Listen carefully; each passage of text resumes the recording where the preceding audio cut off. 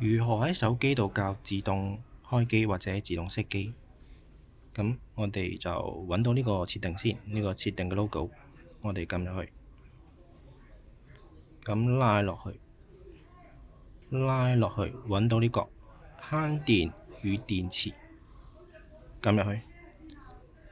咁就入返嚟啦，就見到呢啲啦，揾呢個更多電池功能，撳入去，咁呢度就見到一個叫定時開機嘅功能，我哋撳入去，咁啦，呢度就有得 set 定時開機，咁我哋撳開返，咁藍色之後呢，就